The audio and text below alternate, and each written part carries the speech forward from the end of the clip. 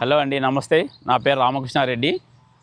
ఈరోజు ఈ వీడియో చేయడానికి కారణం ఏంటి అంటే, మనం చెన్నారం విలేజ్, అచ్చంపేట మండల్, నాగర్ కర్నూలు జిల్లాలో ఊర్మిళమ్మ గారు ప్రకృతి వ్యవసాయం గురించి ఒక అవగాహన సదస్సు నిర్వహిస్తున్నారు. ఆ సదస్సులో ముఖ్య ఉద్దేశం ఏంటి అంటే, అసలు ప్రకృతి వ్యవసాయం అంటే ఏంటి, దానివల్ల వచ్చే లాభాలేంటి, చేయకపోతే నష్టం ఏంటి, దాని గురించి క్లుప్తంగా చెప్పడం, అలానే భూమి యొక్క సారాన్ని ఎలా పెంచుకోవాలి, ఒకవేళ చీడపీడలు వస్తే వాటికి ఎలాంటి కషాయాలు తయారు చేసుకోవాలి, గోవు వల్ల ఉపయోగం ఏంటి, గోవు వల్ల లాభమా నష్టమా, వా మన పూర్వీకులు వ్యవసాయం ఎలా చేసేవాళ్ళు, వాటి గురించి అవగాహన సదస్సు కండక్ట్ చేస్తున్నారు. దానిలో భాగంగా మన విజయరామ్ గారని హైదరాబాద్ ఎమిరాల్ స్వీట్స్ ఓనర్ అండ్ ప్రకృతి వ్యవసాయ ప్రేమికులు, అతను బాగా ప్రచారం చేస్తున్నారు. విజయరామ్ గారు కూడా వస్తున్నారు. అలానే మన జడ్చల్ల దగ్గర రాజవర్ధన్ రెడ్డి అని ఆ సారు ప్రకృతి వ్యవసాయం గురించి శిక్షణ ఇస్తుంటారు, అతను వస్తున్నారు. అలానే మన జిల్లా అగ్రికల్చర్ ఆఫీసర్ చంద్రశేఖర్ గారు కూడా వస్తున్నారు. అలానే గ్రామ భారతి రాష్ట్ర అధ్యక్షురాలు సూర్యకళ గారు కూడా వస్తున్నారు. ఇలా వీళ్ళు ఈరోజు వచ్చేసి వీళ్ళ ప్రసంగాలు ఉంటాయి. ప్లస్ వీళ్ళు గో ఆధారిత వ్యవసాయం గురించి కంప్లీట్ అవగాహన ఇవ్వబోతున్నారు. వాళ్ళు ఎలా ఏ పద్ధతులు పాటించారు, ఎలా వ్యవసాయం చేస్తున్నారు, మల్టీ క్రాప్స్ ఎలా చేస్తున్నారు. ఇప్పుడు ముఖ్యంగా ఏంది అంటే, యాక్చువల్గా మన రైతులు ఒకటే మోనోక్రాప్ చేస్తూ ఆ మోనోక్రాప్ను పండించడం కోసం విత్తనాలు కొనుక్కొస్తూ, అలానే దానికి సంబంధించిన రసాయనాలు కొనుక్కొస్తూ, రకరకాల దున్నించుకోవడము, దానికి ట్రాక్టర్ ఖర్చు, ఇలా రకరకాల ఖర్చులు పెట్టడం వల్ల ఫైనల్గా ఏం మిగలట్లేదు. ఎగ్జాంపుల్ ఓన్లీ వరి వేస్తున్నారు. వరిలో ఈ పెట్టుబడి అన్నీ తీసేస్తే లాస్ట్కి 5 నుంచి 10,000 కూడా మిగలట్లేదు. అందులో ఒక్కొక్కసారి ప్రకృతి వైపరీత్యాలు ఏమైనా వస్తే దానివల్ల కంప్లీట్గా నష్టపోవడం తప్ప రైతుకంటే ఏం మిగలట్లేదు. దాన్ని తగ్గించుకోవాలంటే ఏం చేయాలి, మనం ఏం చేయాలి, ముఖ్యంగా ఖర్చులు తగ్గించుకోవాలి. ఈ దున్నడానికి కానీ, లేకపోతే విత్తనాలు కొనడం కానీ, ఇలాంటివన్నీ ఎప్పుడైతే తగ్గించుకోగలుగుతామో అప్పుడే రైతు బాగుపడతాడు. దానికోసమని ఈ అవగాహన సదస్సు చాలా ఉపయోగపడుతుంది. మీరు తప్పకుండా ఈ వీడియో కంప్లీట్గా చూడండి, మీరు చాలా ఇన్ఫర్మేషన్ వస్తుంది.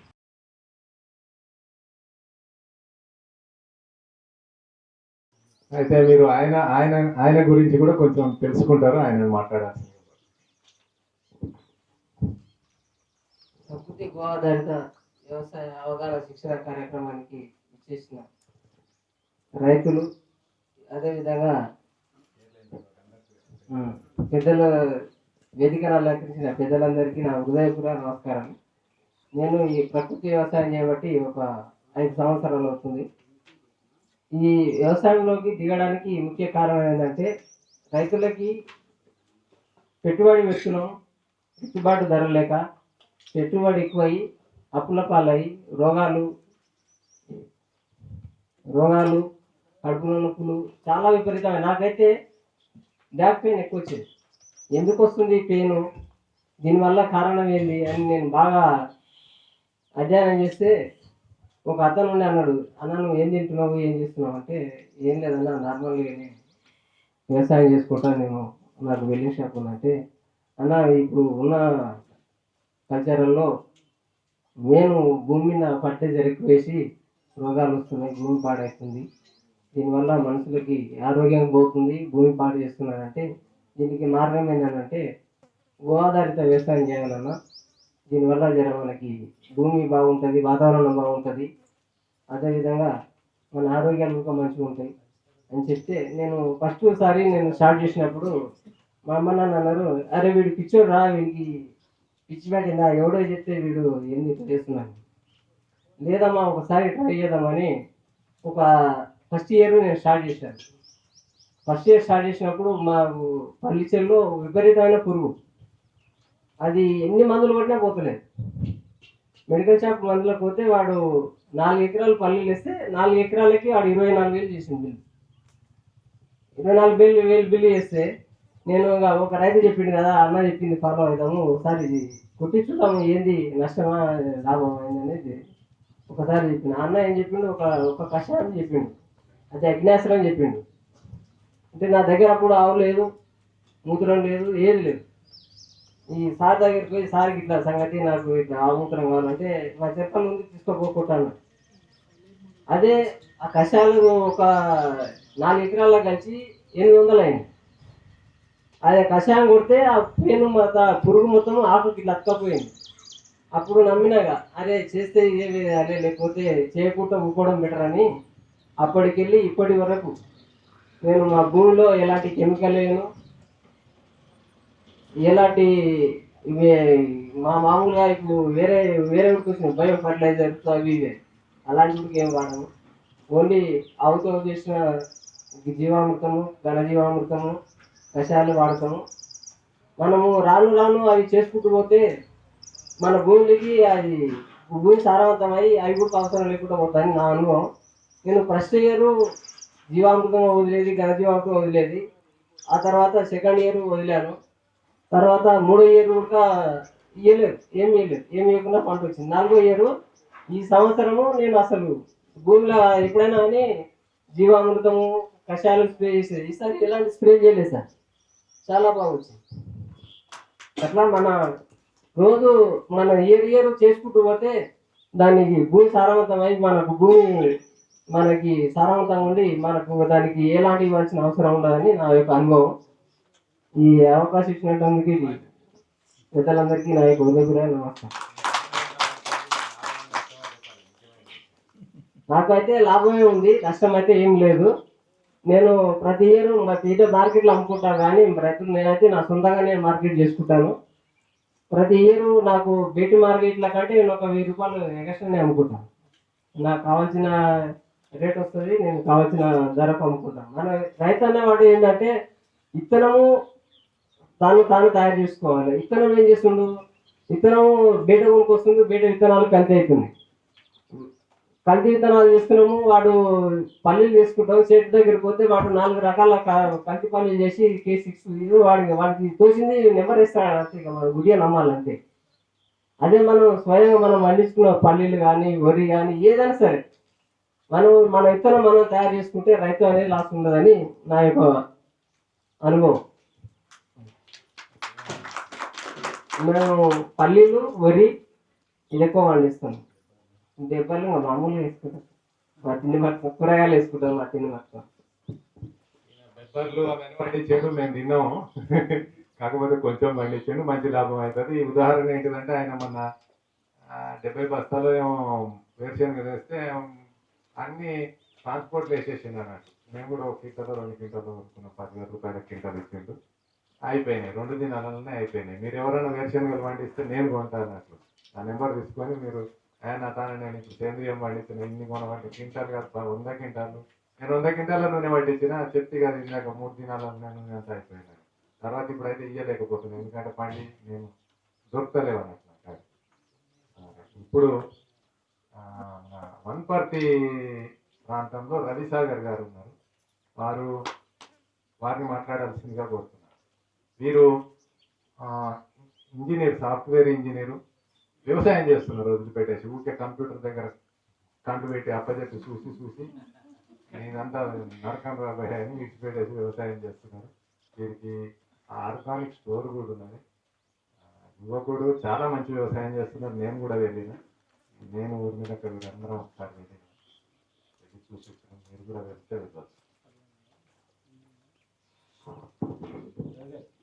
ధన్యవాదాలు సార్. వేదిక మీద ఉన్న పెద్దలకు అందరికీ పాదాభివందనాలు. నా పేరు రవిసాగర్, నేను పెద్దగూడెం గ్రామం, వనపర్తి జిల్లా నుంచి వచ్చాను. గత 10 సంవత్సరాల నుంచి ప్రకృతి వ్యవసాయం చేస్తున్నాను, గో ఆధారిత వ్యవసాయం చేస్తున్నాను. నేను ప్రధానంగా పండించే పంట మామిడి. ప్రతి సంవత్సరం మామిడి పండిస్తాను. నేను సుభాష్ పాలేకర్ గారి సమావేశం కరీంనగర్లో అటెండ్ కావడం జరిగింది 3 రోజుల్లో. అయితే హైదరాబాద్లో ఉద్యోగం చేస్తున్నప్పుడు పక్కనోడికి ఏమైనా కానీ పట్టించుకునే పరిస్థితి లేదు. హైదరాబాద్ మీద విరక్తి వచ్చింది. ఊరికెళ్ళి వ్యవసాయం చేద్దామంటే ఆల్రెడీ పొలం ఉంది, కానీ ఇంట్లో వాళ్ళు నువ్వు వ్యవసాయం చేయలేవులే, మేము రసాయనాలు కొడితే కూడా పండని పంట నువ్వు వచ్చి చేస్తే ఎట్లా, దీంతో ఫ్యామిలీ కూడా అపోజ్ చేసింది. ఇప్పుడు ఎవరైనా కొత్తగా వ్యవసాయం చేసే వాళ్ళకు కూడా ఇదే పరిస్థితి ఉంటుంది, అంతేనా? కొత్తగా వ్యవసాయం చేయాలనుకున్నా కూడా మేమే ఇన్ని సంవత్సరాల నుంచి పండిస్తున్నాం, మా నుంచే కాలేదు, మేము మందులు వేస్తే కూడా అయితే లేదు, నువ్వు మందులు వేయకుండా పండిస్తే పండుతుందా అని. సో వెరీ ఫస్ట్ ఇయర్ మాకు మామిడి తోట 5th ఇయర్, అంటే తోట నాటిన తర్వాత ఫస్ట్ ఇయర్ మా నాన్న ఏం చేశారంటే వేరే వాళ్ళకి లీజ్ ఇచ్చారు.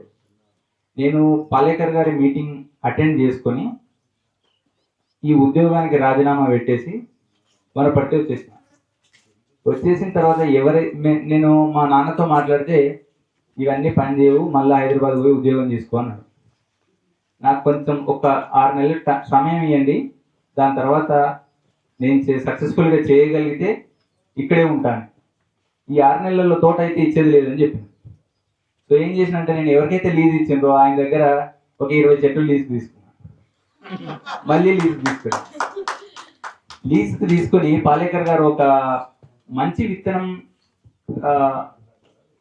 ఐడెంటిఫై చేయాలి అన్నప్పుడు ఒక ఎర్ర దారం తీసుకొని ఆ చెట్టుకు కట్టండి అని ఒక సూచన చెప్పారనమాట. అది గుర్తుంది నాకు.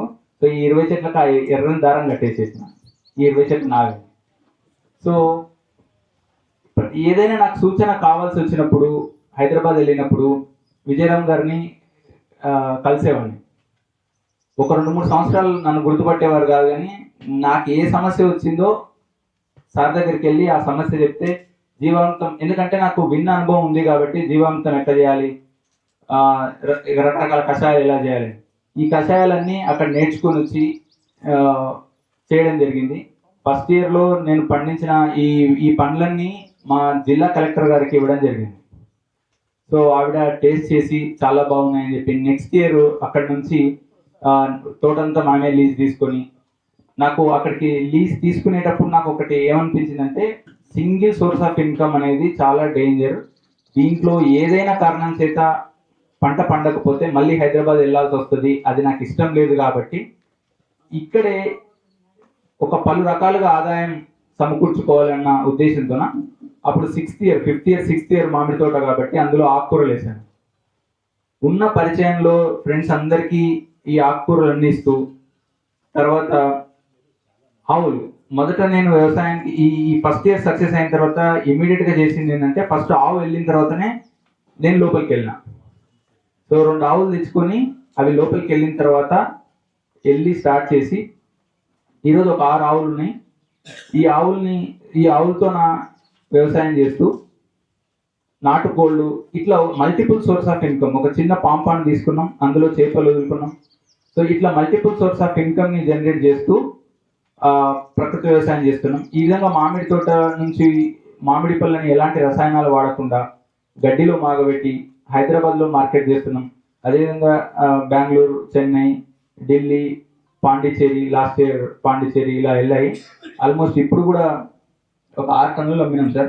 మొన్ననే 3 లక్షల రూపాయలు టన్నులాగా పోయినాయి, ఢిల్లీ పోయినాయి. నా తోట అదృష్టం ఏంటంటే ఈ 10 సంవత్సరాల నుంచి ఒక 15 రోజులు ముందు వస్తుంది తోట. ఎందుకు ముందు వస్తుంది అంటే నా చుట్టుపక్కల ఒక ప్లస్ ఒక మైనస్. నా చుట్టుపక్కల తోటలు లేవు, చిన్న తోట మొన్న పెట్టారు, మొత్తం ఎర్ర నేల, మంచి టేస్ట్ ఉంటుంది. ఈ టేస్ట్ అంటే నా పండ్లు ఎవరైనా ఐటీ ఎంప్లాయీస్కి ఇస్తే ఎట్లా ప్రమోట్ చేస్తారంటే ఎవరైనా 2 ఫ్రెండ్స్ కొట్లాడితే వాడిని కూల్ చేయడానికి నా మామిడి పనులు పనిచేసేవి అనమాట. అంత బాగా పనిచేస్తాయి. సో దీంట్లో పరిచయం మొదటి సంవత్సరం నేను కలెక్టర్ గారు హైదరాబాద్లో మార్కెట్ పండ్లు చేసుకోమని చెప్తే హైదరాబాద్ వెళ్ళాను. నేను మణికొండలో ఒక చిన్న రూమ్ తీసుకొని అక్కడ మామిడి పళ్ళని ఎలా పేర్చాలో కూడా తెలియదు, ఫస్ట్ ఇయర్ కాబట్టి. ఒక దాని మీద ఒకటి ఇంత ఎత్తు పెట్టాను మామిడి పళ్ళని. పెట్టిన తర్వాత ఒక బయ్యర్ వచ్చాడు, ఇది దీంట్లో ఖచ్చితంగా ఒక 2-3 క్వింటాలు పోతాయి అన్నాడు. మురిగిపోతే ఇట్లా పెడితే 2-3 క్వింటాలు పోతాయి అన్నాడు. కానీ 2-3 క్వింటాలు పోయేది అక్కడ పెట్టి నాకు కలెక్టర్ గారు ఎక్కడ పర్మిషన్ ఇచ్చారంటే కేబీఆర్ పార్క్ దగ్గర మెయిన్ గేట్ దగ్గర నాకు పర్మిషన్ ఇచ్చారు. ఇక్కడ అమ్ముకోండి వనపర్తి అని బ్యానర్ పెట్టండి, వనపర్తి జిల్లా నుంచి వచ్చానని. సో ఇక్కడ నుంచి నేను ఆటో తీసుకెళ్ళి అక్కడికి వెళ్తే నేనేమనుకున్నా అంటే ఇక్కడ ఒక్కొక్కరికి 10 కిలోలు ఇచ్చేశారు. పండు మాట్లాడింది ఇట్లా మేడం నుంచి కాదు, ప్రతి ఒక్కరి నుంచి నాకు 100+ కేజెస్ ఆర్డర్ వచ్చింది. సో నేను అప్పుడు నాకు ఒక నమ్మకం వచ్చింది, ఎవరైతే బయ్యర్ వచ్చి దీనిలో ఒక 2 నుంచి 3 క్వింటాలు చెడిపోతాయన్నారు, నిజంగా చెప్తున్నా ఒక 4 పండ్లు చెడిపోయినాయి. అవి దెబ్బ దాకి కింద పడి చెడిపోయినాయి తప్ప కుళ్ళిపోయి చెడిపోయినాయి కాదు. కాయ తెంపిన తర్వాత 25 రోజులు నా దగ్గర లైవ్ ఉంది, అది కూడా బొడ్డు దగ్గర నుంచి చిన్నగా కుళ్ళిపోతూ వస్తుంది. ఇది చూసిన తర్వాత నా కాన్ఫిడెన్స్ లెవెల్ చాలా హై పోయింది. సో చేస్తే ఇది తప్ప ఇంకోటి చేయకూడదు అని ఫిక్స్ అయిపోయింది. సో దీని తర్వాత ఇంకా యాజ్ యూజువల్గా అందరికీ పండ్లని మంచి చేస్తూ మంచి లాభం తీసుకుంటున్నాము. ఇప్పటికీ ఒక 6 టన్నులు పోయినాయి, ఇంకొక 6 టన్నుల దాకా ఉండొచ్చు.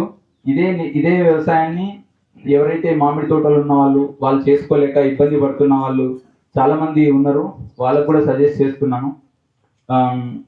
అదేవిధంగా ప్రకృతి వ్యవసాయం చేయాలనుకున్నప్పుడు ప్రధానంగా వచ్చే సమస్య ఆవు. ఒక ఆవు పెట్టుకుంటే, అంటే నేను రైతులతో మాట్లాడుతున్నప్పుడు వచ్చిన సమస్య ఏంటంటే, ఆవు పెట్టుకుంటే దాన్ని 3 పూటలు నీళ్లు పెట్టాలి. ఈ 3 పూటలు నీళ్లు పెట్టాలంటే ఒక మనిషి ఉండాలి, ఏం చేయాలి? సో దీంట్లో కొందరితో మాట్లాడుతూ చేస్తున్న క్రమంలో ఈ ఆవు పేడ నుంచి చేసిన ఉత్పత్తులను చేస్తే రైతుకి ఒక చిన్న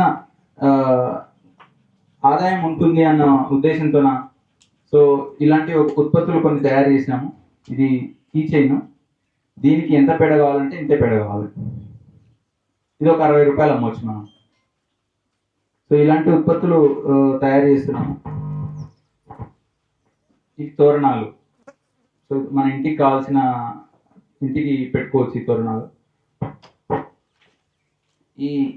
వీటిని ఇంకా ప్రైమరీ స్టేజ్లో ఉంది. ఇంకా వీటిని ఫినిషింగ్ చేసిన తర్వాత వీటిపైన మిర్రర్ పెట్టి శాంపిల్గా చేస్తున్నాం. ఇంట్లో మిర్రర్ పెట్టుకోవచ్చు, వీటికి అద్దం పెట్టుకోవచ్చు. మన ఇంట్లో అద్దం చూసుకుంటాం కదా, ప్లాస్టిక్ ఉంటుంది ఇంట్లో, ప్రతి ఇంట్లో అద్దం ప్లాస్టిక్ ఉంటుంది. అట్లా కాకుండా లేదంటే మన ఫ్యామిలీ ఫొటోస్ పెట్టుకోవచ్చు. సో అట్లా దీన్ని ప్లాన్ చేస్తున్నాం. సేమ్ దీన్ని A4 సైజ్ పేపర్ లాగా చేస్తాం. మన ఫోటో ఫ్రేమ్లు ఉంటాయి కదా, సేమ్ ఫోటో ఫ్రేమ్ లాగా కూడా చేస్తున్నాం. ఈ విధంగా ఒక 10 రకాల కీ చైన్స్.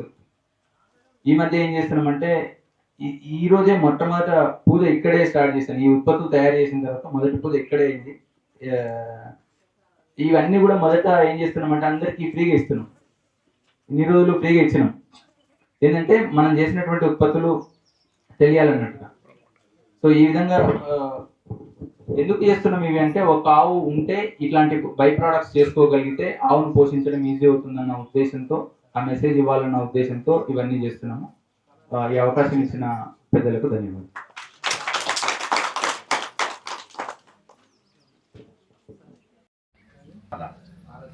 ఇప్పుడు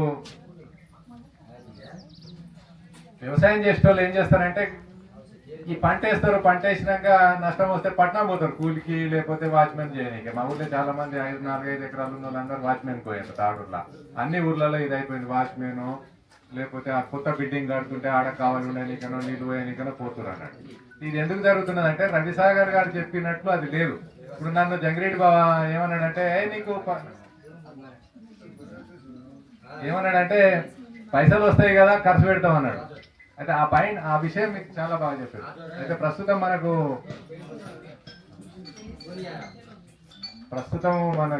ముఖ్య ఒక మంచి రైతు, అభ్యుదయ రైతు వారు లోకసాని పద్మారెడ్డి గారు.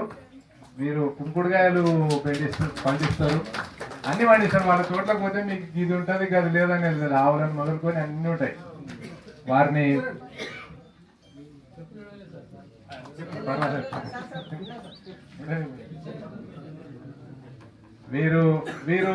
వీరికి కేంద్ర ప్రభుత్వము మిలియనీర్ ఆఫ్ ది ఇయర్ అంటే వ్యవసాయం మీద మిలియన్ల రూపాయలు సంపాదించిన వ్యక్తి అని. కుంకుడుకాయలు పెంచడమే కాకుండా, కుంకుడుకాయల చెట్లు ఎంతమందికి తెలుసు? ఇందులో ఉట్టిగానే పెరుగుతాయి, అది రాలుతాయి, ఏరుకునేదే, ఏం చేసేది లేదు. వాటిని నేను చాలా ఏళ్ళు కుంకుడుకాయలు వాడినా, అందుకనే నాకు కర్రీ ఉన్నాయి. నాకు 66 ఏళ్ళు, 30 ఏళ్ళకి కూడా రంగేసి కొందరు. అయితే కానీ ఇప్పుడు దొరకలేవు, అది చెట్టు కొట్టేసారు, అమ్ముకున్నారు. అయితే వారు ఆ పంటని ఎలా పండించారని వారే చెప్తారు. ఆ విషయం గురించి అతనికి ఐసిఏఆర్ కేంద్ర ప్రభుత్వ సంస్థ మిలియనీర్ ఆఫ్ ది ఇయర్ అనే అవార్డు ఇచ్చింది. వారిని వేదిక మీదకి రమ్మని కోరుతున్నాను. వారు ఆశీర్లు అయ్యిండ్రు. ధన్యవాదాలు. కొంచెం లేటుగా వచ్చినా కానీ రావడం మాత్రం చాలా ఆనందదాయకము. వారి భాషణ కూడా ఉంటుంది. అయితే రవిసాగర్ గారు ఏం చెప్పారంటే, ఒకటే సోర్సు నుంచి వ్యవసాయంలో ఉత్పత్తులు వస్తే రైతులు నష్టపోతాడని. ఇప్పుడు మీరు గుడ్డలు వేస్తారు, పల్లీలు వేస్తారు, గుడ్డలు పల్లీలు ఒకటే, గుడ్డలు వేస్తారు, పత్తి వేస్తారు. ఈ ప్రాంతం వాళ్ళు అంతే. అవి అన్నీ వాడు ఒడ్లు, పప్పులు, బియ్యం అన్నీ కొనుక్కొని తింటాడు అన్నాడు. ఈ తిండి కష్టమే అవుతుంది. ఆ 2 పంటలు పోతే వాడు పట్నం పాష్ పనికి పోవాలి, పాకి పనికి. ఇది పరిస్థితి. ఆయన ఏం చెప్పిండంటే, ఒకటే వ్యవసాయం వల్ల అనేకమైన మార్గాలు ఎత్తికండు. ఇప్పుడు ఈ కీ చైన్లు చేయడము, ఆవులను పెంచడము, కోళ్ళను పెంచడము, ఏంటివో చెప్పిండు అన్నట్టు. మీకు మీ దాంట్లో ఏదైతే వీలవుతుందో దాన్ని పెంచడం వల్ల ఉపయోగం ఉంటుంది. ఇంతకుముందు మన వాళ్ళు మిశ్రమ వ్యవసాయం చేసేటోళ్ళు. జొన్నలు వేస్తే జొన్నల పెప్పర్లు, కందులు, నువ్వులు, ఏంటివో వేసేటోళ్ళు. అన్ని ఇంటికాయ మొత్తం నువ్వులు, కారకందులు, గడ్డి నువ్వులు, పుడంకాయలు, ఇవన్నీ వచ్చేటివి అన్నట్టు. తిండికి అయ్యేది, వాడు బతికేది. అయితే ఉప్పు గురించి చెప్తా నేను. ఉప్పు వెనకడికి బర్ల కొరకు ఉప్పులు వచ్చేది బస్తాలు. దాంట్లో ఐడిను మిగతా అన్ని సాల్ట్స్ ఉంటాయి. ఇప్పుడు టాటా అయినా, బీటా అయినా వీళ్ళందరూ వచ్చి ఏం చేశారంటే ప్యూర్ వైట్, ఎంత తెల్లగా అన్నారు కదా, అది తింటే రోగాలు వస్తాయి అన్నట్టు. ఐడిన్ లోపం వస్తాయి, అవన్నీ వస్తాయి. అయితే ఆ ఉప్పు గురించి మీకు ప్రవీణ్ కుమార్ గారు చెప్తారు.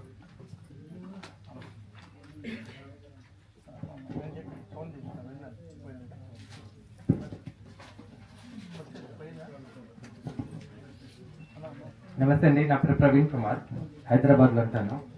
నేను ఒక 15 years బ్యాక్ నేను జాబ్ చేసేవాడిని, కంప్యూటర్ జాబ్. అప్పుడు నేను రాజీవ్ దీక్షిత్ గారి లెక్చర్స్ పోయిన తర్వాత నేను ఇన్స్పిరేషన్ అయినాను. వారు ఏం చెప్పారంటే, ఉత్తమ వ్యవసాయం, మద్యం వ్యాపారి, నికృష్ట నౌకరీ అన్నారు. అంటే పూర్వం మన భారతదేశంలో ఎవరి కింద పని చేయకపోతుండే, అందరూ ఎవరి కాళ్ళ మీద వాళ్ళు నిలబడుతుండే. కాబట్టి మన భారతదేశము ఇది భారతదేశం కానీ, మన కల్చర్ కానీ, మన భూమి కానీ ఇంత విధ్వంసానికి గురి కాలేదని చెప్పారనమాట. వారు ఏమన్నారంటే, ప్రతి ఒక్కరు ఏదో ఒక రంగం తీసుకొని ఆ రంగానికి పనిచేసి నలుగురికి మేలు జరిగే పని చేయాలన్నారు. అయితే వారు ఏమన్నారంటే, ఇప్పుడు ప్రస్తుతం ఉప్పు అనేది చాలా ప్రమాదంలో ఉంది.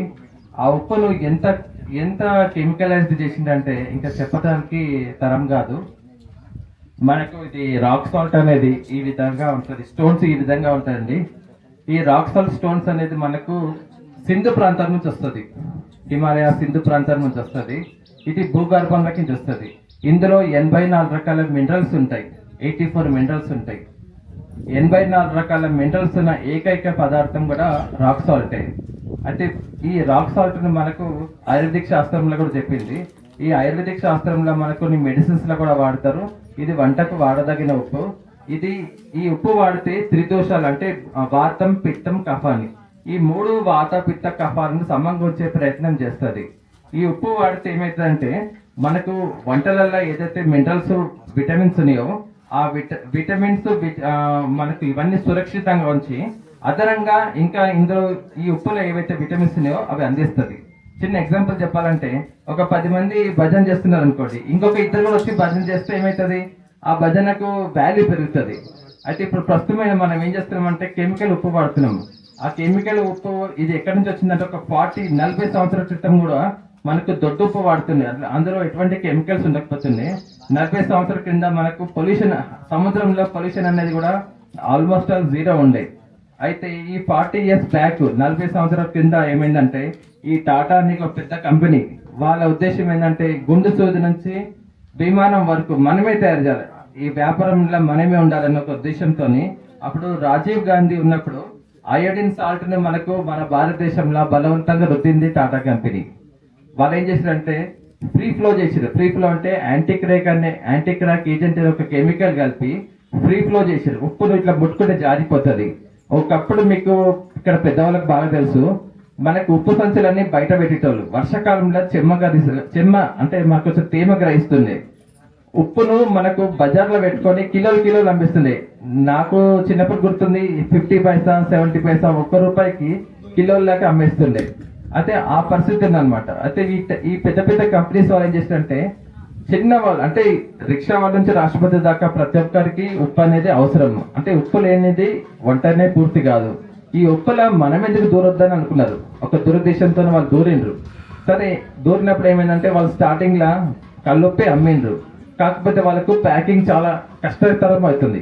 ఎందుకంటే ఇట్లా ముట్టుకుంటే అది వాళ్ళకు హెవీ పెద్ద పెద్ద మిషన్లలో ప్యాక్ చేయాలి కాబట్టి అది సాధ్యమైతే లేదని చేసినట్టు దాన్ని పౌడర్ చేసి వీరు అన్నట్టుగా దాన్ని తెల్లగంటే బ్లీచింగ్ చేస్తున్నారు. బ్లీచింగ్ చేసేసి యాంటీక్రాక్ ఏజెంట్ అంటే ఇట్లా ముట్టుకుంటే జారిపోతుంది, చక్కచక్క మెరుస్తుంది.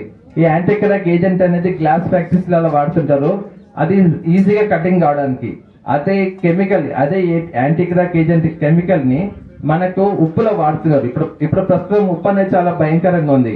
మన ఈ మధ్య వీరమచని రామకృష్ణ గారు కూడా ఒక మాట ఏం చెప్పారంటే, ఆయన విత్ ఎవిడెన్స్ తో చెప్పిండు, ఉప్పుల 2% వరకు పొటాషియం సైనైడ్ కలుపుతున్నారు భారతదేశంలో అన్ని రకాల కంపెనీస్. ఇక నేను పేరు తీసుకోవద్దు. ఇది ఎందుకు కలుపుతున్నారంటే, దీనివల్ల ఆరోగ్యాలన్నీ పాడైపోవాలి, జనాలందరూ హాస్పిటల్ చుట్టూ తిరగాలనే ఒక దురుద్దేశంతో ఈ ఉప్పులో ఉండే పెద్ద పెద్ద కంపెనీస్ ఈ మెడికల్ మాఫియాతో టైఅప్ అయ్యి వాళ్ళిద్దరు కలిసి ఆడుతున్న నాటకాలు ఇవి. అయితే ఈ ప్రస్తుతం ఏం చేస్తున్నారంటే, మనము ఆరోగ్యకరమైన ఆహార అలవాట్లన్నీ మార్చుకున్నాం కదా, వీళ్ళని ఎక్కడ దెబ్బతీయాలంటే ఒక ఉప్పు ధర మాత్రం తీయగలుగుతారు. ఎందుకంటే నూనె మార్చుకున్నారు, బియ్యాలు మార్చుకున్నారు, వాళ్ళది వాళ్ళు పండించుకుంటా ఉన్నారు. అంత సక్రమంగా ఉన్నది. వీళ్ళు ఏడ దెబ్బతీయాలంటే ఉప్పు దగ్గర. అందుకని ఉప్పు ఎవరు పండించుకోలేరు, ఉప్పు బయట నుంచి కొనుక్కోవాల్సిందే. అయితే ప్రస్తుతం ఏం చేస్తున్నారంటే, అందరూ కొంచెం రాక్ సాల్ట్ సైడ్ వస్తున్నారు ఇప్పుడిప్పుడే. ఈ రాక్ సాల్ట్ లో కూడా ఈ పెద్ద కంపెనీస్ దూరేసినాయి, అక్కడ కూడా వదులుతున్నారు. ఉప్పు రాయి అనేది ఇట్లా పింక్ కలర్ ఉంటది. పింక్ రాయి దంచితే పింక్ రాదు. నేను ప్రూవ్ చేసుకుంటాను, మీరు కూడా దంచి చూడొచ్చు. ఉప్పు రాయి పింక్ కలర్ దంచితే పింక్ రాదు. దాన్ని కూడా కలర్ కలిపేసి పింక్ సాల్ట్ అని చెప్పి అమ్ముతున్నారు. కొన్ని కంపెనీస్ అయితే ఎర్రగా అమ్మేస్తున్నారు, ఎర్రగంటే. అయితే ఇప్పుడు ఈ రాక్ సాల్ట్ లో కలిపి ఏ విధంగా జరుగుతుందంటే, ఒకటి కలర్ కలుపుతున్నారు. ఆ కలర్ పేరు సింథటిక్ కలర్ అంటది. అంటే పెట్రోలియం బై ప్రోడక్ట్.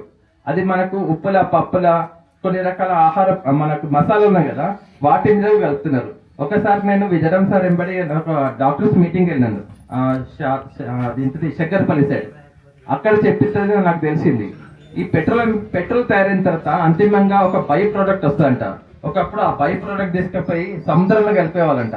సముద్రం కలిపితే సముద్రం కలపడానికి చాలా నామ్స్ వస్తాయి, ఖర్చులు ఎక్కువ వస్తున్నాయి అనేసి మనకు ఉప్పు మీద, మనకు మసాలాల మీద. ఇప్పుడు జనరల్ గా మీరు హోటల్స్ లలో ఏదైనా ఫంక్షన్స్ లో చూస్తే కర్రీస్ ఎర్రగా చాలా బాగుంటాయి, చూస్తే తినాలనిపిస్తుంది. ఈవెన్ నాకైనా మీకైనా కానీ ఆ కలర్ అంతా అది సింథటిక్ కలర్. మరి అదే కలర్ మన ఇంట్లో వండుకుంటే ఎందుకు వస్తలేదు, అది మనం గమనించాలి. కాబట్టి ఇప్పుడు కలర్ కలిపిన ఉప్పు అమ్ముతున్నారు, అది చాలా ప్రమాదము. సముద్ర ఉప్పు అనేది కూడా చాలా ప్రమాదం. ఎందుకు సముద్ర ఉప్పు చాలా ప్రమాదం అంటే, మనకు సముద్రంలో మనం వన్ టైం యూజ్ చేసి పాడేసిన ప్లాస్టిక్ వ్యర్థాలు ఏదైతే ఉన్నాయో, కొన్ని లక్షల టన్నుల ప్లాస్టిక్ వ్యర్థాలు. ఇది లాస్ట్ ఇయర్ ఈనాడు పేపర్లకు వచ్చింది. కొన్ని లక్షల టన్నుల ప్లాస్టిక్ వ్యర్థాలు ఒక్కొక్క దేశం సముద్రంలో కనిపిస్తున్నది. ఇప్పుడు మీరు ఏదైతే సముద్ర ఉప్పు వాడుతున్నారో ఆ ఉప్పుల 30 నుంచి 40 గ్రాముల మైక్రో ప్లాస్టిక్స్ ఉంటున్నాయి. ఎంత? 30 నుంచి 40 గ్రాముల మైక్రో ప్లాస్టిక్స్. అంటే 1 కేజీ సముద్రం ఉప్పు ఒక ఫ్యామిలీ ఒక నెలకు తింటే, ఒక మనిషి 4 నెలలకు 1 కిలో, అంటే సంవత్సరానికి 3 కిలోల ఉప్పు తింటాడు. ఉప్పు తిన్నప్పుడు 40 గ్రామ్స్ ఇంటూ 3 అంటే 120 గ్రాముల మైక్రో ప్లాస్టిక్స్ మన కడుపులోకి వెళ్ళిపోతున్నాయి. దాని ద్వారా ఏమవుతుందంటే క్యాన్సర్ వస్తుంది. కాబట్టి ఇప్పుడు ప్రస్తుతము సముద్రం అనేది ఏ విధంగా కూడా మంచిది కాదు. జస్ట్ చెప్పాలంటే సముద్రంలో మనకు మైక్రో ప్లాస్టిక్స్ ఉన్నాయి. మనకు డ్రైనేజ్ కూడా మనకు సముద్రంలో కలుస్తుంది. ఇండస్ట్రీస్ నుంచి వచ్చే విష రసాయనాలు సముద్రం కలుస్తాయి. ఆ నీళ్ళతో తయారైన ఉప్పు ఇప్పుడు ఏమాత్రం శ్రేయస్కరం కాదు. సముద్రం చేపలు తిన్నా, సముద్ర ఉప్పు తిన్నా ఇప్పుడు ప్రస్తుతం క్యాన్సర్ వచ్చే అవకాశాలు చాలా ఉన్నాయని మన గణాంకాలు చెప్తున్నాయి. కాబట్టి మీకు ఎవరికైనా మీకు రాక్ సాల్ట్ కావాలనుకుంటే తీసుకొచ్చాను. ఎవరికైనా హోల్సేల్ గా కావాలనుకుంటే కూడా దానికి నేను మీకు డిస్కౌంట్ ఇస్తాను. రాక్ సాల్ట్ వచ్చేసి 90 రూపీస్ కేజీ ఉంటుంది. మా దగ్గర దేశీకాన్ షుగర్ కూడా ఉంటుంది. ఇప్పుడు నేను తీసుకురాలేదు. దేశీకాన్ షుగర్ అంటే రైతు పొలంలో తయారు చేసిన చక్కెర. ఈ చక్కెర మీకు చెరుకు రసం కలర్ ఉంటుంది, బెల్లంతో ఈక్వల్ అవుతుంది. అది కూడా నా దగ్గర ఉంటుంది, ప్రస్తుతం తీసుకురాలేదు. మీరు మైదా మానేయండి, తెల్ల చక్కెర మానేయండి. మళ్ళా మనకు గోధుమలు ఉంటాయి కదా, గోధుమ పిండి అనేది కూడా మనకు సౌత్ ఇండియన్ సూటబుల్ కాదని చెప్పిండ్రు. కాబట్టి మీరు ఇవి మానాలి. అయితే రైతుల మీటింగ్ అవుతుంది కాబట్టి ఒక చిన్న కథ చెప్తాను రైతులకు సంబంధించింది. మనం నిజాయితీగా ఉంటే మనకి ఏ విధంగా మేలు జరుగుతుంది అనేది ఒక చిన్న కథ ఉంది. ఒకసారి ఒక రాజు ఉంటాడు, ఆ రాజుకు పిల్లలు ఉండరు అనమాట. పిల్లలు లేకపోయేసరికి రాజు అనుకుంటాడు, మరి ఇప్పుడు ఈ రాజ్యాన్ని ఎవరికి అప్పచెప్పాలి అంటే ఎవరికైనా నిజాయితీగా ఉన్న వాళ్ళకి అప్పచెప్పాలనేసి మంత్రిని అడుగుతాడు. మంత్రి సలహా చెప్తాడు, ఒక చిన్న చౌల సలహా చెప్తాడు. సరే దాని గట్టిగా ఏం చేస్తుంటే ఒక చాటింపు వేస్తారు. అందరికీ మొత్తం ఈ మన రాజ్యంలో ఉన్న ప్రజలందరికీ ఒక తొట్లు ఇస్తున్నాము, పువ్వుల విత్తనాలు ఇస్తున్నాము. ఎవరైతే చక్కగా పువ్వులు పండిస్తారో వాళ్ళకు మంచి బహుమతి ఇస్తామని ప్రకటిస్తాడు. ఆ ఊర్లో ఒక తల్లి కొడుకులు వాళ్ళు చాలా నిజాయితీగా ఉంటారు అనమాట. అందరికి ఇస్తారు, వీళ్ళకి కూడా ఇస్తారు. ఒక వారం 10 రోజుల తర్వాత ఒక్కొక్క తోటలకి మంచి మంచి పువ్వులు వస్తుంటాయి చుట్టుపక్కల అందరికి. ఈ తల్లి కొడుకు ఎవరున్నారో వీళ్ళకి దాంట్లో ఒక గడ్డి కూడా మలవదు. కొడుకు అడుగుతాడు, అమ్మా ఏందమ్మా మన దాంట్లో మలుస్తలేదంటే 20 నాయన ఆవు పేడై ప్రయత్నం అయితే చేద్దామంటారు. ఎంత ప్రయత్నం చేసినా వాళ్ళ దాంట్లో ఒక గడ్డి కూడా మలవదు. సరే రాజు ఇచ్చిన టైం పూర్తయిపోతుంది, బట్టలు వస్తారు, అందరి తొట్టి తీసుకుపోతారు. వీళ్ళ తొట్టి కూడా తీసుకుపోనికి వస్తే వాళ్ళు ఏమంటారు, మా దాంట్లో గడ్డి కూడా మలవలేదు కదా నాయన, తీసుకుపోయి ఏం చేస్తావు అంటే, లేదు తీసుకుపోతాము, అందరూ రాజు సమక్షంకు రావాలంటారు.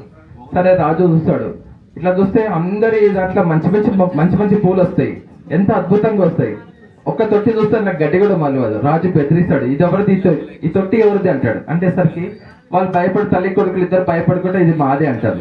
మీ దాంట్లో ఎందుకు రాలేదు అంటాడు. అంటే మేము ప్రయత్నం చేసినాం రాజా, మా దాంట్లో గడ్డి కూడా మలవలేదు. మరి వీళ్ళందరూ ఎంత బాగా చేసిండ్రు, మీకెందుకు రాలేదంటే మేము ప్రయత్నం చేసినాం రాలేదు రాజు అంటాడు.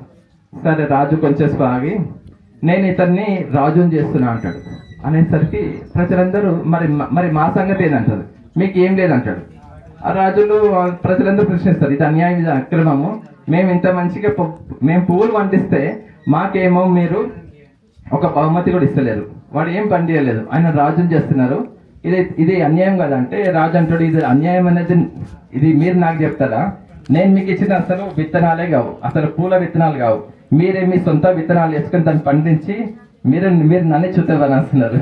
కాబట్టి ఇతను నిజాయితీగా ఉన్నాడు కాబట్టి నేను రాజు చేస్తున్నా. అయితే ఇప్పుడు మన దగ్గరికి వచ్చిన రైతులందరూ కూడా చాలా నిజాయితీతో ఉన్నారు. వాళ్ళు ఎంత పండితే అంతనే అమ్ముతున్నారు. అంతేగాని సరే మనకు మార్కెట్ ఉంది కానీ ఇప్పటిదాకా మాట్లాడిన వాళ్ళందరిని చూస్తే అనిపించింది మా దగ్గర ఇంతనే పండుతుంది, మేము ఇంతనే అమ్ముతున్నామని చాలా మంది చెప్తున్నారు. అంతేగాని ఇక మాకు మార్కెట్ ఉంది కదా అనేసి మార్కెట్లకు ముండ మార్కెట్లకి తీసుకొచ్చి ఇయర్ మేరగా అమ్ముతలేరు. అంటే ఇక్కడ ఈ కథ నాకు గుర్తొచ్చింది. మీరందరూ చాలా నిజాయితీగా ఉన్నారు. ఇట్లనే మీరు నిజాయితీగా ఉంటే మీరు తప్పకుండా రైతే రాజు అవుతారని నా నమ్మకం. పాలేకర్ సాబ్ బుక్స్ కూడా ఉన్నాయండి, కావాలంటే తీసుకోవచ్చు. నా పేరు ప్రవీణ్ కుమార్, నేను హైదరాబాద్లో ఉంటాను.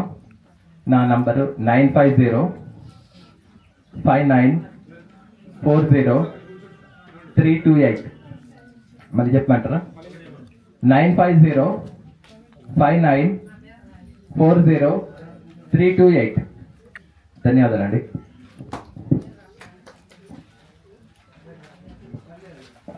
మూడు తెల్లయి అపాయకరమైన బియ్యం, చక్కెర, ఉప్పు గురించి చెప్పారు. చక్కెర బియ్యం గురించి ఇక్కడ ఎవరు చెప్పటం లేరు, మీరే తెలుసుకోవాలి. ధన్యవాదాలు వారికి. తర్వాత ఏదో చెప్దాం అనుకున్నా, మర్చిపోయినా. సూర్యకళ గారు, మీరు గ్రామ భారతి తెలంగాణ రాష్ట్ర అధ్యక్షులు, వారిని మాట్లాడాల్సిందిగా కోరుతున్నాను. అయితే ఇదంతా వేరే వాళ్ళు రైతులకి ఎందుకు మాట్లాడినంటే సేంద్రియ వ్యవసాయం లాభదాయకమా కాదా అనే విషయాన్ని స్పష్టం చేయడానికే రైతులందరూ మాట్లాడిండ్రు. అయితే ఆ తర్వాత ఎట్లా చేయాలి, సేంద్రియ వ్యవసాయం అంటే ఏమిటి, ఎందుకు చేయాలి, ఎట్లా చేయాలి, ఏం ఉపయోగాలు అనేది చెప్పడానికి మనకు విజయరామ్ గారు, రాజవర్ధన్ రెడ్డి గారు ఉన్నారు. వారు విశదీకరిస్తారు. వాళ్ళు ముఖ్య వక్తలు, ఈ మీటింగుకు మూలం వాళ్ళే.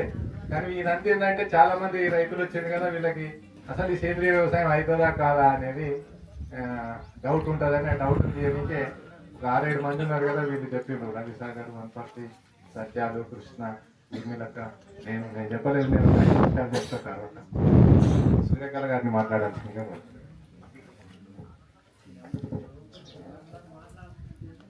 సభాయన మనసులు గారు నిజమే చెప్పింది. ముఖ్య వక్తలు విజయరామ్ గారు, హర్షవర్ధన్ గారు ఉన్నారు. మరి నన్ను ఏ విషయం మీద మాట్లాడమంటారో ఆలోచించారు కాబట్టి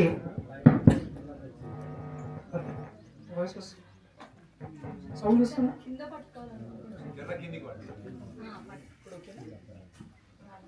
ఓకే, ఇప్పుడు ఓకేనా? ఓకే.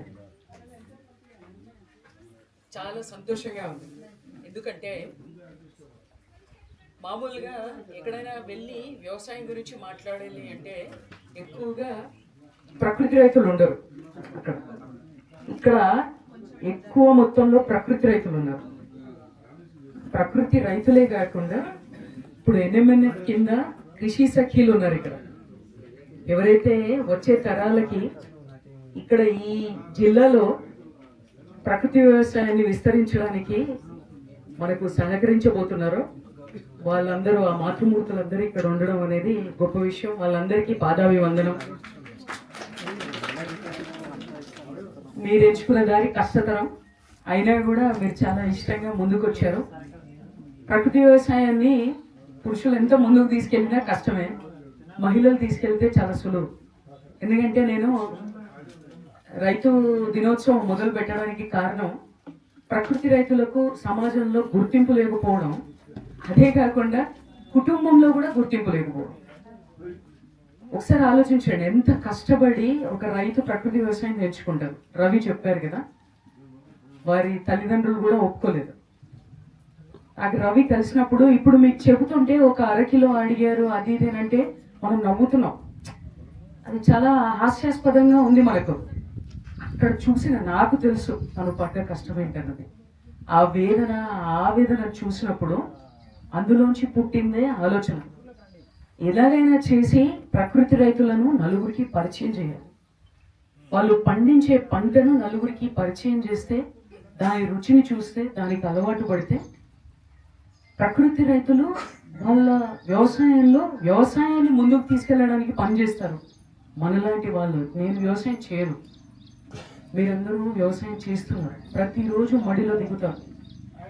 కానీ మీకు నేనేం చేయగలుగుతానని ఆలోచించినప్పుడు వచ్చిన రైతులను చూసినప్పుడు వచ్చిన ఆలోచనే మనం ఎలా వాళ్ళకి మార్కెటింగ్ని సులభతరం చేయాలి అనేది.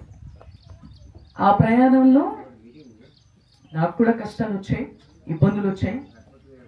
కొన్నిసార్లు రైతులు పంపించిన వస్తువులు మన వినియోగదారులు అనుకున్న స్థాయిలో లేకపోవడం కూడా నేను చవి చూశాను.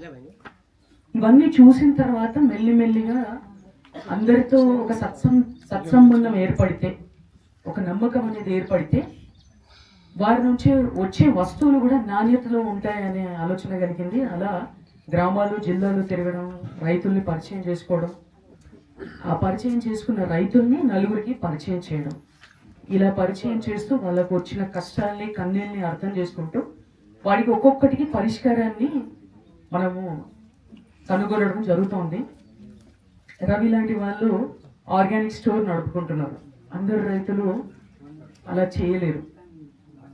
వారికి మనం చేయూతనివ్వాలి, నలుగురికి వారిని వారు పరిచయం చేసుకునేటట్టు వారికి మనం కావాల్సిన జ్ఞానాన్ని ఇవ్వాలి.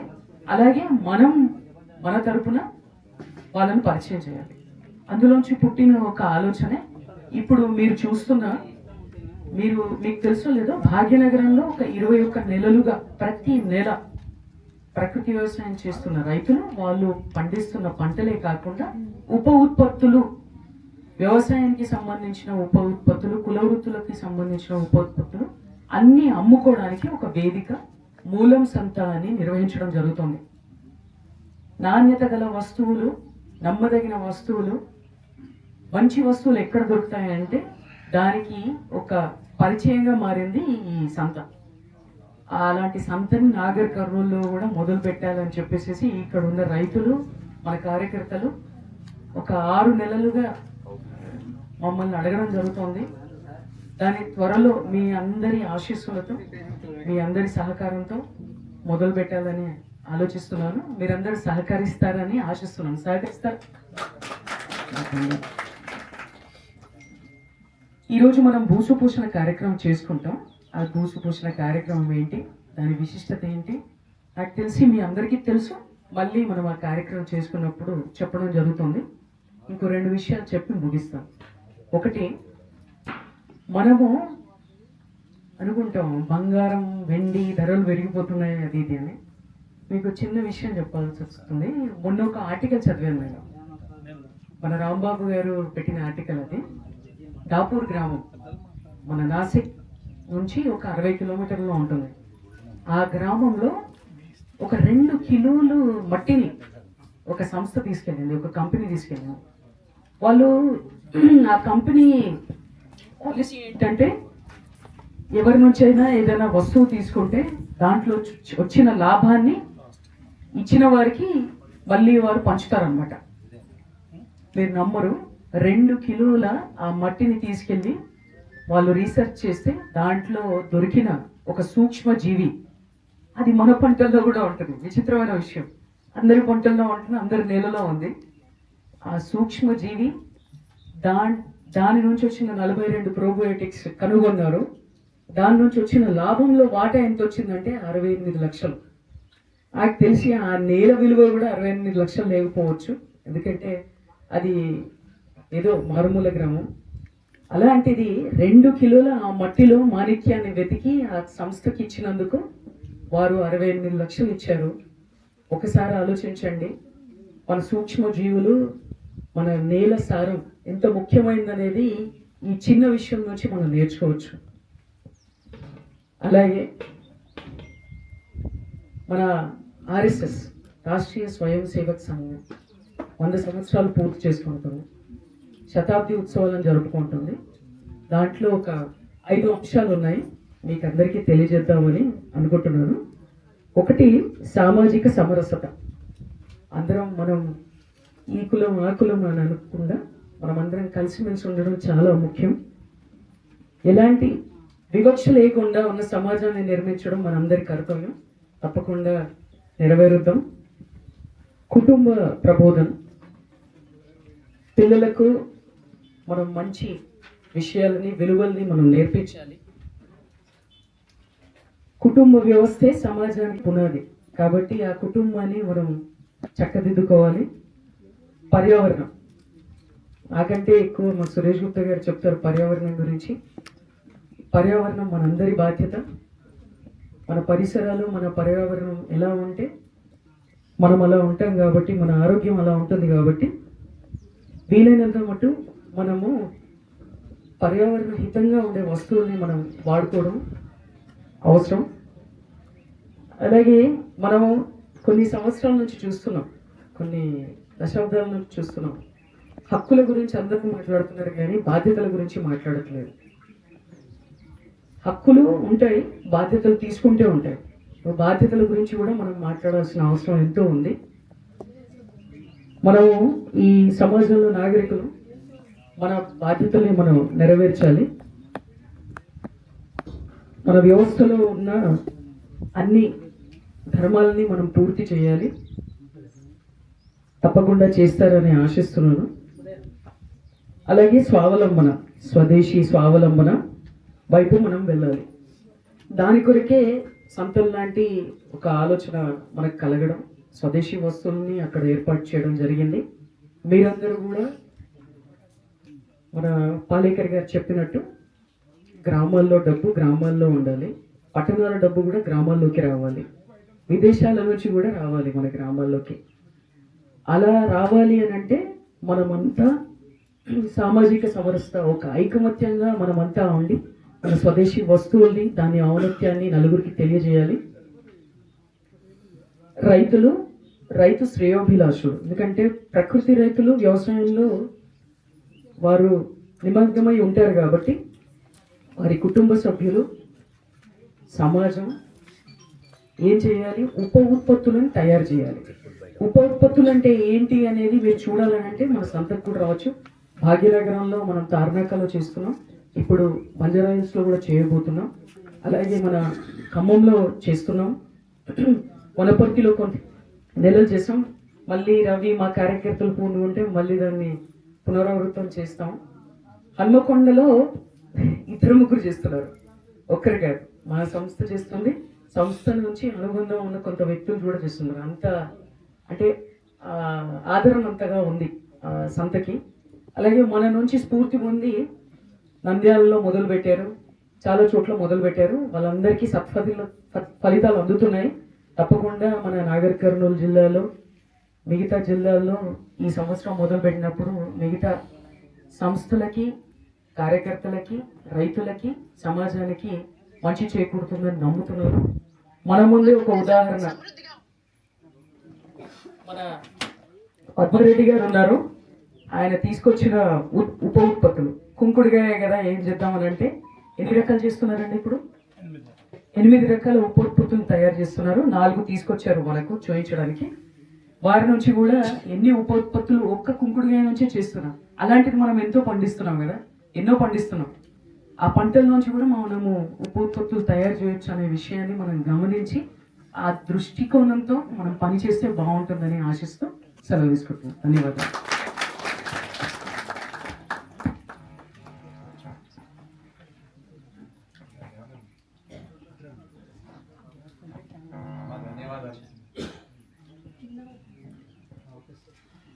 చాలా మంచి విషయం చెప్పారు.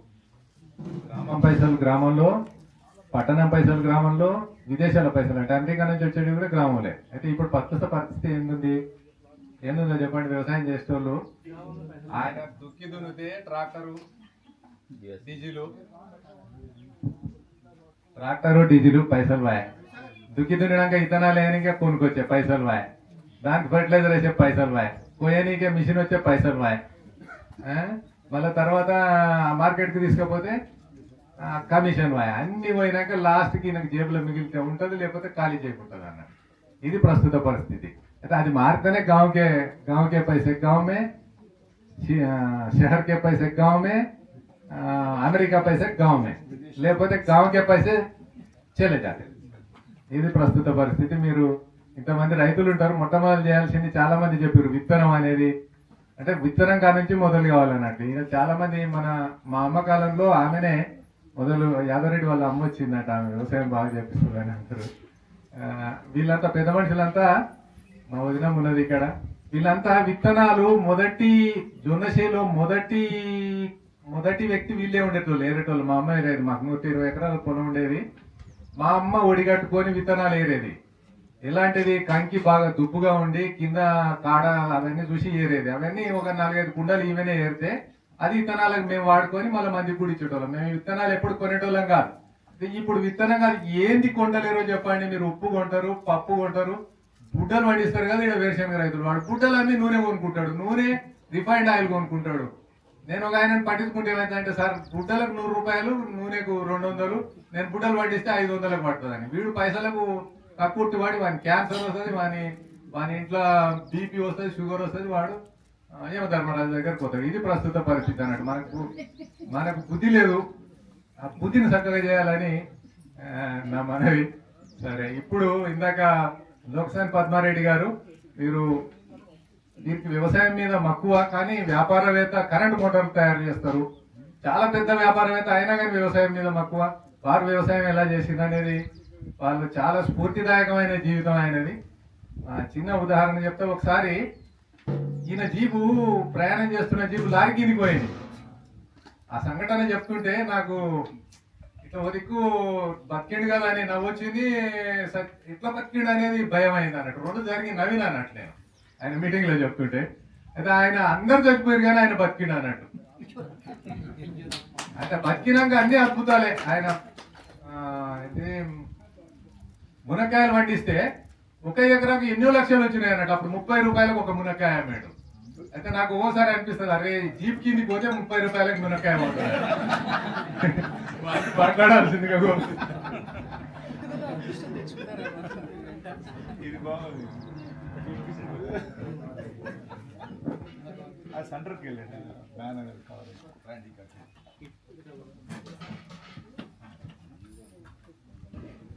వేదికను అలంకరించిన కురు సమానులు, విజయరామ్ గారికి పాదాభివందనం, మరియు ఊర్మిళక్క గారికి. ఇంత మంచి కార్యక్రమము, అసలు ఒక ఊటికి పోయినట్టుంది. అసలు ఒక ఎంత ఆనందంగా, ఎంత ఆహ్లాదంగా. నేను వాస్తవంగా చాలా టెన్షన్గా ఉన్నా. నేను తెల్లవారు గట్ల 5 గంటలకు వచ్చిన. నేను 5 రోజులు అయింది ఢిల్లీకి పోయి. నాకు నేషనల్ అవార్డు వచ్చింది మొన్న. నేషనల్ మొత్తం 4 అవార్డ్స్ వచ్చినాయి. నేను నాగపూర్కు పోయి, నాగపూర్ నుంచి రాత్ర ఈ కృష్ణ చాలాసార్లు ఫోన్ చేసిండు, ఊర్మిళక్క కూడా ఫోన్ చేసి చెప్పింది. వాస్తవంగా నేను రేపు రావాలి, కానీ విజయరామ్ గారు గురువు గారు వస్తున్నారు, రాజవర్ధన్ రెడ్డి అని వస్తున్నాడు, మళ్ళీ ఊర్మిళక్క ఒక వారం కింద తమ్మి తప్పకుండా రావాలి తమ్మి అని చెప్పింది. అందుకే నేను మళ్ళీ టికెట్ క్యాన్సిల్ చేసుకొని తెల్లవారు గట్ల నాకు బాగా కళ్ళు మూసుకుపోతున్నాయి. అయితే ఇప్పుడు ఇక్కడ ఎంత సంతోషం అనిపిస్తుందంటే, నిజంగా 1 కోటి ఫ్యాన్లు పెట్టినా ఇంత ఆహ్లాదంగా అనిపించదు. ఎంత ఆహ్లాదంగా ఉంటుంది అసలు, చల్లగా. అంటే ప్రకృతిలో మనకు ఎన్ని లాభాలు ఉన్నాయనేది మనకి ఇలా అర్థమవుతుంది. నా పేరు లోకసాని పద్మారెడ్డి, మాది గ్రామము పోలేపల్లి, కన్నంపేట మండలము. నాకు ఇప్పుడు 60 సంవత్సరాల వయసు. నేను 40 సంవత్సరాల నుంచి వ్యవసాయం పిల్లనే ఉన్నాను. నేను ఫస్ట్ వ్యవసాయం మొదలుపెట్టినప్పుడు మా ఇంట్లో దొంగలు పడి మా ఆస్తి అంతా పోయి తప్పనిసరి పరిస్థితిలో నేను వ్యవసాయానికి రావడం జరిగింది. వ్యవసాయానికి వచ్చినప్పుడు ఫస్ట్ నేను మామూలు అయితే, ఆ తర్వాత మైకో కంపెనీ అని ఒక విత్తన సంస్థ, ఆ సంస్థకు నేను విత్తనాలు తయారు చేసిన. ఫస్ట్ సజ్జలు BK 560 అని ఒక వెరైటీ మేల్ ఫీమేల్ క్రాస్ చేసి హైబ్రిడ్ విత్తనాలు తయారు చేసిన ఫస్ట్.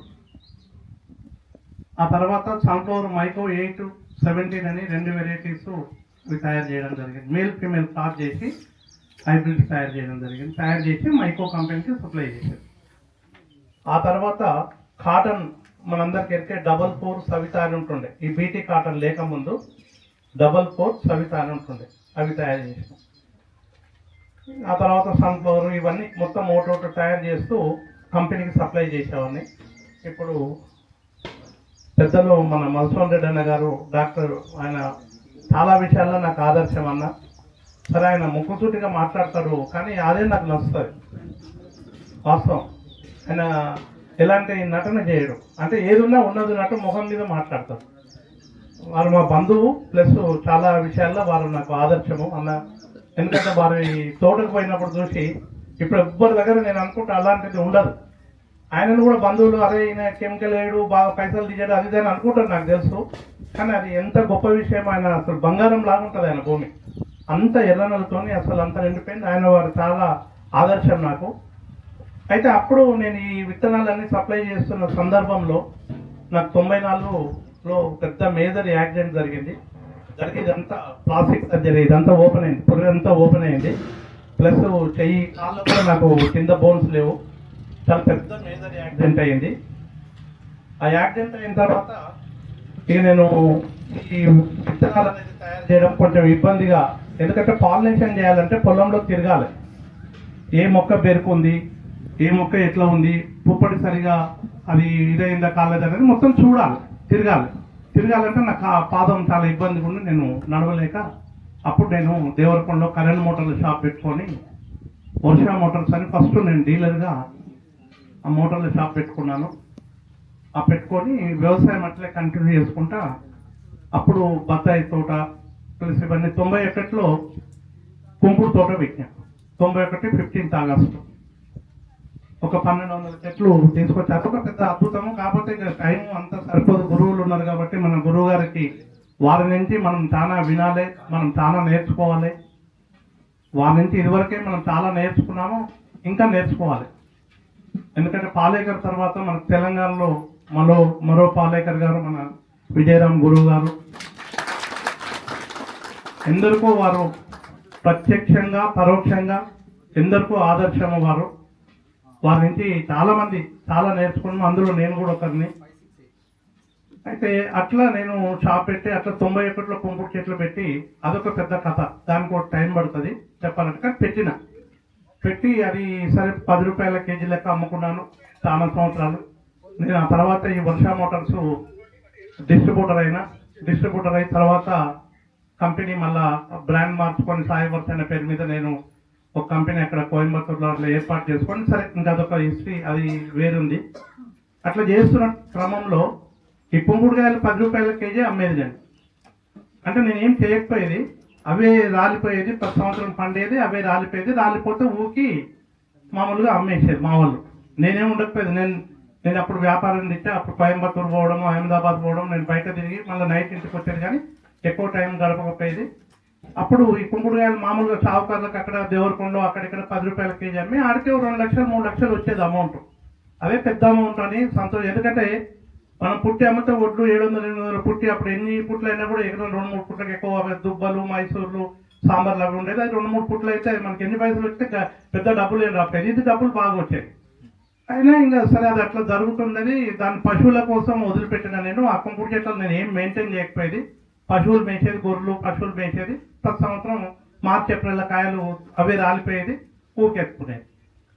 అనుకోకుండా ఏమైందంటే కరోనా టైంలో నేను ఇంటికి వచ్చిన. అంటే నేను ఫ్యాక్టరీ బంద్ చేసుకొని అక్కడ వర్కర్స్ గొప్ప చెప్పేసి కోయంబత్తూరు పోవడం, రోజు ఫ్లైట్లో పోవడం ఇబ్బంది అయ్యి, ఆ కరోనా అప్పుడు ఏం జరుగుతుందో తెలియక ఇంటికి వచ్చి నేను ఇక్కడ వేరే వాళ్ళు ఒక ల్యాండ్ అమ్ముకుంటే కొనుక్కొని ఆ ల్యాండ్ ఇంకొంచెం ల్యాండ్ తీసుకొని ఆ ల్యాండ్లో బొప్పాయి పెట్టి ఇక్కడనే ఉంటున్న క్రమంలో ఒక అతను, మీ జీసీసీ ఎంప్లాయీ ఒక అతను వచ్చి, కుంకుడుకాయలు ఏం రేట్ అమ్ముతారు సార్ అంటే, నేను మామూలుగా నేను ఏం చెప్పలేదు. మీరు ఏం రేట్ కొంటారు సార్ అంటే 70 రూపాయలు కొంటున్నాం అని చెప్పారు మాకు. నేను షాక్ అయిపోయినా. మేము ఇట్లా మాట్లాడుతుండగానే మల్లెపల్లి నుంచి ఇంకొక వ్యాపారస్తుడు వచ్చాడు. వచ్చి కరోనా టైము అది ఏంటంటే జనరల్గా నాకు మొదటి నుంచి ఏంటంటే మా దగ్గరికి ఎవరు వచ్చినా భోజనాలు పెట్టే అలవాటు. మా ఫామ్ హౌస్లు కానీ తోటకాడ ఎవరైనా ఎవరు టైంకి వస్తే భోజనాలు పెట్టిస్తాం. ఖచ్చితంగా మాకు సంబంధం ఉన్నా లేకుండా వస్తే మొదటి నుంచి నాకు అలవాటు ఉంది. అయితే వాళ్ళు టైం కరోనా టైం కదా వచ్చేది, వాళ్ళకి వచ్చి మాట్లాడుతుంటే సరే భోంచేదండి అండి అని నేను మా కోట్లకు దొరుకుకోకుండా మాట్లాడుతుంటే, పటేలా అంటే మన దగ్గర భాష అదే కదా, పటేలా కుంకుడుకాయలు అమ్ముతారా, పల్లెరుగాయలు అమ్ముతావా పటేలా అని. పల్లెరుగాయలు అమ్ముతాను నేను ఎత్తిడి పెడుతుండని నేను అనుకున్నా. నేను నిలబడి ఉన్న కాడనే మా కింద అన్ని కాళ్ళ కాడ పల్లెరుగాయలు ఉన్నాయి. అంటే నాకు సిగ్గు అనిపించి, అరే నేను పల్లెరుగాయలు ఏం బండి అంటాను ఆయన. అవి ఎందుకో అనుకోకుండా ఉన్నాయి, పొలంలో ఇక ఉంటాయి కదా పల్లెరుగాయలు, అట్లా ఉన్నాయి అంటారు. నేను ఏమన్నా పటేలను వర్ష మాట్లాడతాను, నేను నిజంగా ఉంటానే పల్లెరుకాయలు అని సంచిప్పి చూస్తే సంచి నిండా పల్లెరుకాయలే ఉన్నాయి. ఒరే అమ్మ, నేను ఇంకా అప్పుడు నమ్మి పెద్ద ఆయన ఎందుకు మరి ఏంది అని అంటే, ఇవి పల్లెరుకాయలు కాళ్ళ ఆనెలకు చాలా మెడిసిన్ వాల్యూ ఉన్నాయా, 300 రూపాయలు కేజీ లాగా కొంటా, 500 కూడా పోతాయి ఓసారి, ఇప్పుడైతే 300 కాడికి కొంటా, ఉన్నాయని దగ్గర. నేను నా దగ్గర ఎక్కడ కావాలంటే ఏర్పు అని మాట్లాడిన ఏమేమి ఉంటాను అంటే, ఈ మన కంకటి గింజలు కళ్ళలో పోసేది కదా ఒకప్పుడు కంకటి గింజలు, ఇవి ప్లస్ కుంకుడుకాయలు ఉంటాయి. కుంకుడుకాయలు ఎట్లా కొంటాం అంటే 80 రూపాయల కాడికి కొంటా, ఇస్తావా అని నా అమ్మడు ఒకటే పడ్డాడు. నా దగ్గర నేను కరెక్ట్ 20 రోజుల ముంగల్లో 10 రూపాయల కిలో అమ్ముకున్నా మొత్తం.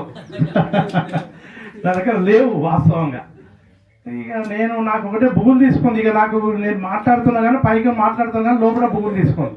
ఇక ఎమ్మటే ఉండి సరే దొరుకుతుందని షాప్ కాడ దొరకపోయినా భోజనం పెట్టించిన, భోజనం తిన్నాక ఉన్నాయా చెప్పు అంటే నేను తర్వాత చెప్తలే అని ఇక నేను ఏం చెప్పలేక చక్కగా మా డ్రైవర్కి ఫోన్ చేసి కారు తీసుకురా బాబు అని దేవరకొండ పోతే కరోనా టైం షాపులు బంద్ ఉన్నాయి. చక్కగా హైదరాబాద్ పోయినా. హైదరాబాద్లో కూడా బంద్ ఉంది. పోయిన సంతోషం మా ఇంటి కడప అనుకోండి. పొద్దున్నే లేచి సూపర్ మార్కెట్ పోయినా. సూపర్ మార్కెట్ పోయి చూస్తే 250 రూపాయలు కేజీ సూపర్ మార్కెట్లో. ఇక నేను వరుసగా అన్ని సూపర్ మార్కెట్లు 4 సూపర్ మార్కెట్లు తింటే ఒక దగ్గర 230, ఒక దగ్గర 250. కాకపోతే ఆ కాయలు మహారాష్ట్ర కాయలు, చాలా లావు కాయలు అవి ఉన్నాయి. ఏమో ఏంటది, వాళ్ళు 10 రూపాయలు అమ్ముకున్నా నేను, వాళ్ళు 70 రూపాయలు అన్నాడు, 80 అన్నాడు, ఇక్కడ 250 అన్నది. మళ్ళీ మలక్పేట గంజికి పోయినా. ఎవరు చెప్పారు సలహా, మలక్పేట గంజికి పోతే మలక్పేట గంజిలో వాళ్ళు 130 నుంచి 150 రూపాయలు కొంటారు. కాకపోతే అవి శుభ్రంగా లేవు,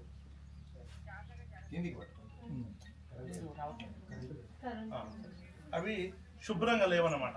శుభ్రంగా లేవు, కాకపోతే వాళ్ళు ఊకి ఎత్తుకొచ్చిన కాయలు. సరే అని వాళ్ళతో మాట్లాడి ఇక నాకు ఒకటే బాధ అయ్యారు. నేను 35-36 ఏళ్ళ కింద కాయలు పెట్టి 10 రూపాయల కేజీ అమ్ముకున్నా. ఎంత తిక్క పని అయిపోయాయి. పెట్టనైతే దేవుడు అతను పెట్టించాను, కానీ నేను ఎంత పొరపాటు చేశాను అనుకొని సరే అని ఇంటికి వచ్చాను. ఇంటికి వచ్చినాక ఒక వారం తర్వాత ఒక మీటింగ్ అవుతుంటే మన వెంకయ్య నాయుడు గారు వాళ్ళ స్వర్ణభారతి ట్రస్ట్ మీటింగ్ అవుతుంటే అక్కడ వెళ్తే అక్కడ ఎందుకు అక్కడ రైతనేసం వెంకటేశ్వరరావు గారు కలవడము అక్కడ వారితో మాట్లాడాక వారు ఇట్లా కుంకుడు తోట ఉంది ఇదంతా కాబట్టి అక్కడ కుంకుడు ఉత్పత్తులు తీసేసి వాళ్ళు పెట్టారు పెడితే నా దగ్గర కూడా ఉన్నాయంటే అదే నిజమా అంటే నాకు తోటే ఉంది సార్ 1200 చెట్లు పెట్టిన ఆ రోజుల్లో ఇట్లా ఉందంటే ఆయన నమ్మక తర్వాత తెల్లారి తెలుసుకొని అదే ఒక వీడియో చేద్దామని వెంకటేశ్వరరావు గారు వాళ్ళ మనిషిని తోలేండు వీడియో ఆ వీడియో తీసాక ఇక అది ఒక పెద్ద సంచలనం అయిపోయింది వాస్తవం. తర్వాత గురువు గారు కూడా నాకు ఫోన్ చేసిండు, విజయరామ్ గురువు గారు, ఆయన నువ్వు చాలా మంచి పని చేసిన బాబు అది ఇది అని చెప్పి చాలా ప్రోత్సహించారు గురువు గారు కూడా నన్ను. ఇక ఆ తర్వాత దాన్ని ఇక మళ్ళా సంవత్సరం ఇక దాని గురించి నాకు తెలిసింది కదా, వర్షం వచ్చేది ఇక దాన్ని ఏం దున్నకపోయేది. ఇప్పటి వరకు కూడా దున్నలేదు, 36 ఏళ్ళ నుంచి దున్నుడు లేదు, నీళ్లు పెట్టుడు లేదు, మందు కొట్టుడు లేదు. ఒకప్పుడు మాత్రము పాలిడాల్ పౌడర్ అని మన బట్టలు కట్టి దులిపేది మీద. ఎప్పుడైనా ఒకసారి అది ఒకసారి 2 సార్లు కిరోసిన్కి వచ్చాం ఎవరో చెప్తే అప్పుడు. ఇంకా ఇప్పుడు వర్షం పడ్డది, విపరీతంగా ఫ్లవరింగ్ వచ్చింది. ఫ్లవరింగ్ వచ్చినాక సరే 1-2 సార్లు మామూలుగా అది పాలిడాల్ పౌడర్ అదే కొట్టినాం, బాగా సెట్ అయింది. ఓ చెట్టు 3 క్వింటాలు కాసింది, ఓ చెట్టు 70 కిలోలు. అసలు కాయం చెట్లు ఉన్నాయి, రకరకాల చెట్లు ఉన్నాయి. అవి ఎందుకంటే అవి ఒక్క రకం చెట్లు కావు, 17-18 రకాలు ఉన్నాయి ఆ చెట్లలో. ఒక్క రకం లేవు, కొన్ని కాస్తలేవు, కొన్ని కాస్తున్నాయి, కొన్ని బాగా కాస్తున్నాయి, కొన్ని లావుకాయలు ఉన్నాయి, కొన్ని సన్నకాయలు ఉన్నాయి. అంటే రకరకాల చెట్లు ఉన్నాయి అవి. సరే అని దాంట్లో అప్పుడు మనం ఆ కాయలు అమ్మితే 130 రూపాయల కేజీ లాగా పెట్టేది. ఈసారి యావరేజ్గా క్వింటల్ 7 కిలోలు అయింది. కొన్ని కాయను వచ్చి, కొన్ని కాస్ట్లీ వచ్చి, కొన్ని 3 క్వింటాలు కాస్తాయి, కొన్ని అసలు కాయలే కాస్ట్లీ వచ్చి క్వింటల్ 7 కిలోలు యావరేజ్ వచ్చినాయి మొత్తం కలిపి. వస్తే 130 రూపాయలు లెక్క అమ్మితే ఒక చెట్టుకు 13,000 రూపాయలు వచ్చినాయి కూడా.